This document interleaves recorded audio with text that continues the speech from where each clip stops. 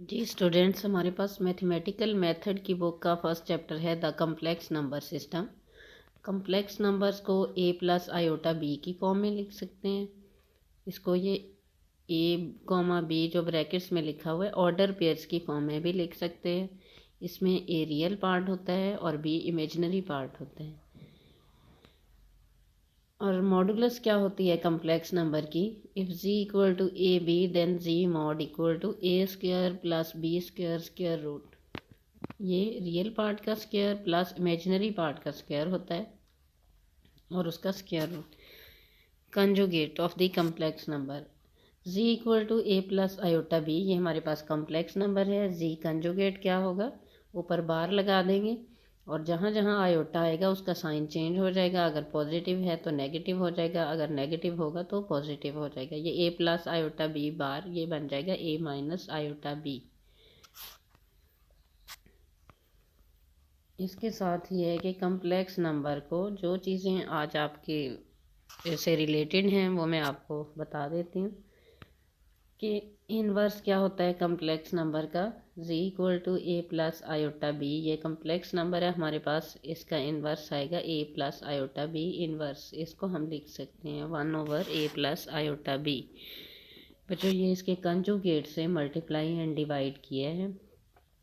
ये याद रखें कि जब भी कम्प्लेक्स नंबर डिनोमिनेटर में आएगा, आयोटा डिनोमिनेटर में आएगा, जैसे ये a प्लस आयोटा बी है, तो हमने क्या करना है, इसके कंजुगेट से मल्टीप्लाई एंड डिवाइड करके इसको सिंप्लीफाई कर लेना है। बच्चों ये फर्स्ट ईयर की चीज़ें हैं, ये आपने वहाँ से भी देख लेनी है।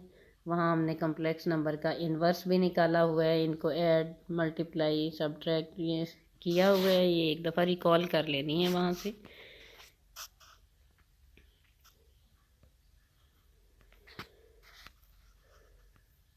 नेक्स्ट हमारे पास है कम्प्लेक्स प्लेन।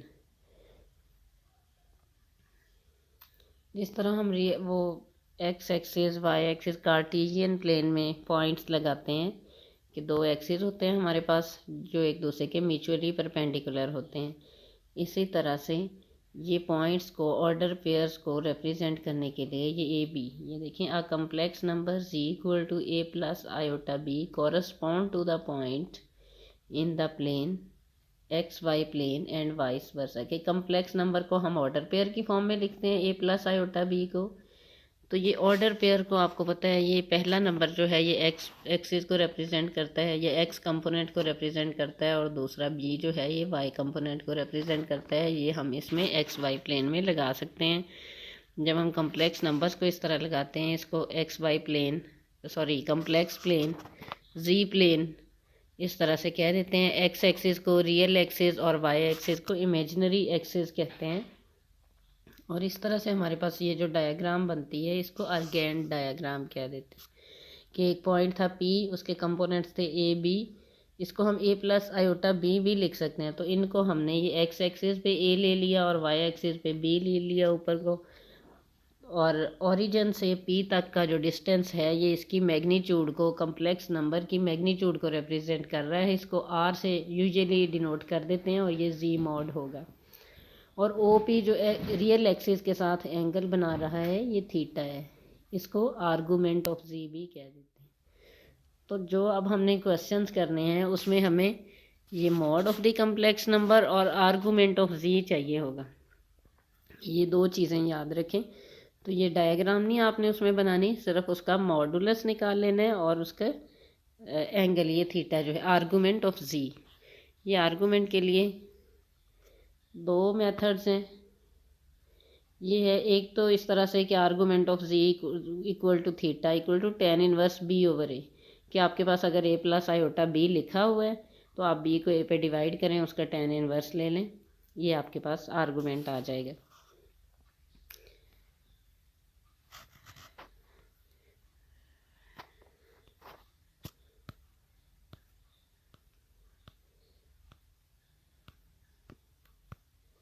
जी ये इम्पोर्टेंट चीज़ बेटा ये याद कर लेनी है आपने। When z equal to A B is in first quadrant then angle is theta, कि क्या होगा हमारे पास, ये आपको आगे इसकी समझ आ जाएगी जब हम क्वेश्चंस करेंगे कि अगर ये फर्स्ट क्वाड्रेंट में आ रहा है तब हमारे पास एंगल, हम सिर्फ वो लेंगे जो भी थीटा होगा। जब हमारे पास ये when z equal to A B is in second quadrant then angle is second quadrant में एंगल किस तरह से लेंगे, पाई माइनस थीटा। ये मैं आपको भी बता देती हूँ कैसे पता चलेगा फर्स्ट क्वाड्रेंट है सेकेंड है कौन सा है। और when z equal to A B is in third quadrant then angle is minus pi minus theta.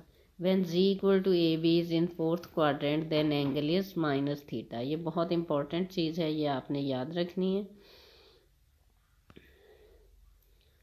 Ji. Polar form of complex number ये क्या चीज़ है कि हमारे पास ये p ऑफ एक्स वाई, ये जो है x कंपोनेंट है इसको x एक्सिस पे रिप्रेजेंट कर दिया और y एक्सिस पे y कंपोनेंट को रिप्रेजेंट कर दिया। उसी तरह से ये इसका mod r equal to z mod आ गया और आर्गूमेंट ऑफ z ये थीटा है हमारे पास।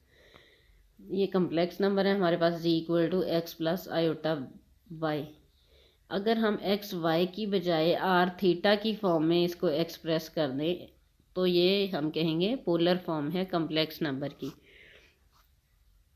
तो ये एक्स किसके इक्वल आता है, एक्स ओवर आर करें ये कॉस थीटा आता है, ये base over hypotenuse. X over R equal to cos theta, X हमारे पास आ जाता है आर कॉस थीटा। इसी तरह से परपेंडिकुलर ओवर हाइपोटेन्यूज हमारे पास होता है साइन थीटा, तो y over r sine theta आएगा, y equal to r sine theta. X और वाई की जगह पे इक्वेशन नंबर 1 में हमने r cos theta plus iota r sine theta लगा दिया है। यहाँ से आर कॉमन आ जाएगा, cos theta plus iota sine theta. इसको ये शॉर्ट फॉर्म में लिखा हुआ है आर सिज थीटा, बहुत सारी जगह पे इसी तरह से आपकी बुक में आएगा। तो ये सी किस चीज़ को रिप्रेजेंट करता है, कॉस थीटा, आई रिप्रेजेंट करता है आयोटा को और एस साइन थीटा को। तो सिज के मीनिंग है cos theta plus iota sine theta.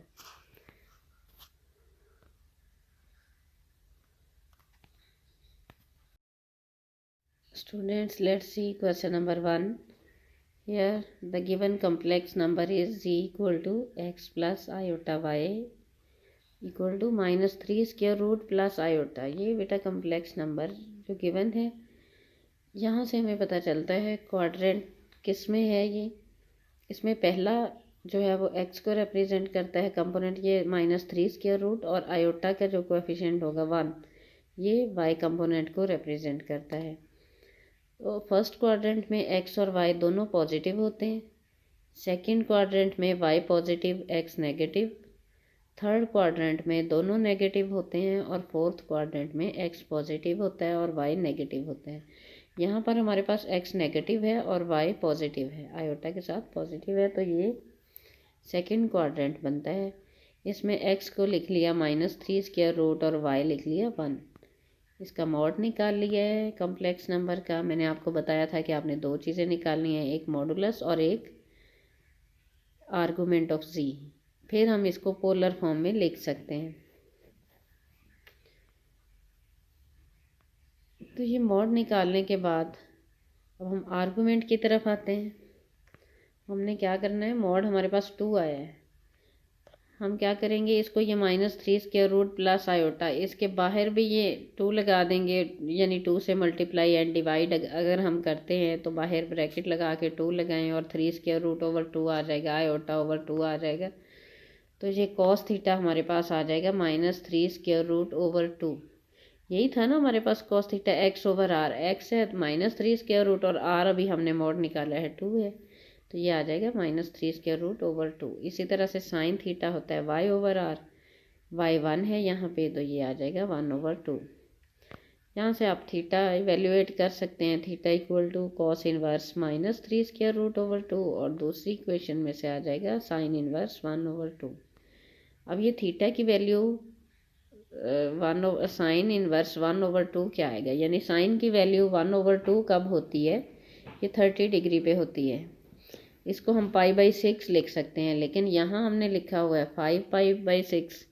ये जो पहले आपको बताया है कि सेकंड क्वाड्रेंट में थीटा होता है हमारे पास पाई माइनस थीटा, तो बेटा आपने ये देखें इस तरह से इसको theta equal to pi minus theta, ये थीटा क्या है जो अभी हमारे पास, हमने ये साइन इन्वर्स निकाला या कॉस इन्वर्स निकाला, ये हमारे पास आया पाई/6, तो पाई माइनस पाई/6 हमने लिख लेना है। ये हमारे पास आ जाएगा 5 पाई/6 सेकंड क्वाड्रेंट में। यहाँ से पता चलेगा कि इन इक्वेशंस में से जो भी थीटा है, अगर तो फर्स्ट क्वाड्रेंट है वो उसी तरह से रहेगा, अगर सेकंड है तो पाई माइनस थीटा होगा। यहाँ हमारे पास सेकंड था, ये हमारे पास आ गया 5 पाई/6। अब इसको पोलर फॉर्म में लिख लेते हैं।